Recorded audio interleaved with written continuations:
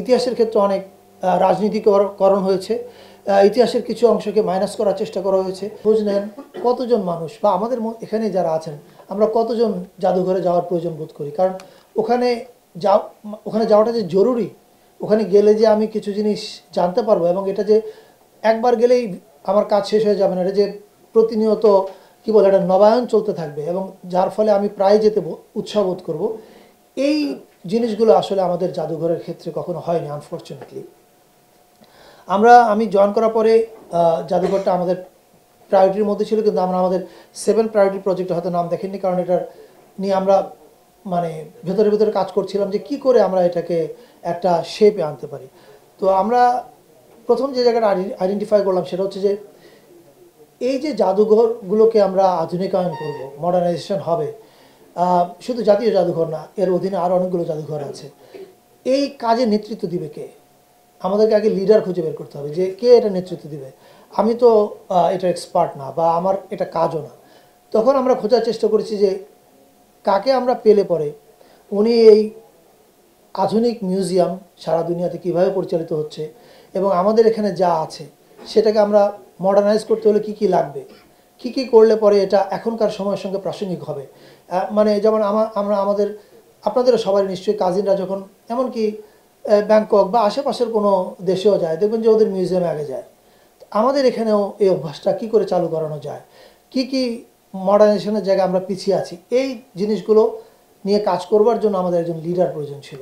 Double million offer, Walton fridge কিনে পেতে পারেন 20 লক্ষ টাকা, রয়েছে কোটি কোটি টাকার নিশ্চিত উপহার। আমরা অনেক দিন ধরে এটার পিছনে লেগেছিলাম। ফাইনালি আমি উই আর ভেরি হ্যাপি যে আমরা আপনাদেরকে বলতে পারছি যে মেরিনা তাবাসসুম উনি আমাদের জাতীয় জাদুঘরের পরিচালনা পর্ষদের চেয়ারম্যান হিসাবে, মানে সভাপতি হিসাবে যোগ দিতে সম্মত হয়েছেন। আমাদের এখন জাতীয় জাদুঘর এই পর্ষদটা কমপ্লিট করার জন্য কাজ করছেন। হয়তো কিছুদিনের মধ্যে আপনারা জানবেন, আমাদের জাতীয় জাদুঘর মহাপরিচালক সাহেব জানাবেন যে পর্ষদে আর কারা কারা আছেন। আমি বিশ্বাস করি যে মেরিনা আপা এবং ওই পর্ষদ মিলে আমাদের এমন একটা ভিশন দিবে যেখানে আমাদের জাতীয় জাদুঘরটা একটা মাস্ট ভিজিট জায়গা হয়ে উঠবে। বিদেশ থেকে আমাদের বন্ধুবান্ধবরা যখন আসে জাদুঘরে যায়, বেরিয়ে এসে খুব ভালো ইমপ্রেশন আমাদেরকে দেয় না। আমরা চাই এটা বদলে যাক। আমরা যেন আমাদের মানে বাংলাদেশের নাগরিকরা নিজেরা যেমন যাবে, তেমনি তাদের অন্য দেশ থেকে যখন বন্ধুরা আসবে বা ট্যুরিস্টরা আসবে, তারা যেন জাদুঘরে গিয়ে বাইরে এসে একটা খুব ভালো ইমপ্রেশন দেয়। আমরা কিছুক্ষণ আগে ওখানে বসে আড্ডা দিচ্ছিলাম, এই আপনি যে প্রশ্নটা করছেন এটি নিয়ে আমাদের মধ্যে কথা হচ্ছিল যে আমরা জাদুঘরে আমাদের পুরনো ইতিহাস দেখাবো। আমাদের অনেক কিছু এখনও দেখানো নাই। আমরা কিভাবে আজকে এখানে এসেছি এই ইতিহাসটা প্রপারলি নাই। ইতিহাসের ক্ষেত্রে অনেক রাজনীতিকরণ হয়েছে। ইতিহাসের কিছু অংশকে মাইনাস করার চেষ্টা করা হয়েছে। আমাদের পরিচয়ের একটা অংশকে মোছার চেষ্টা করা হয়েছে নানাভাবে।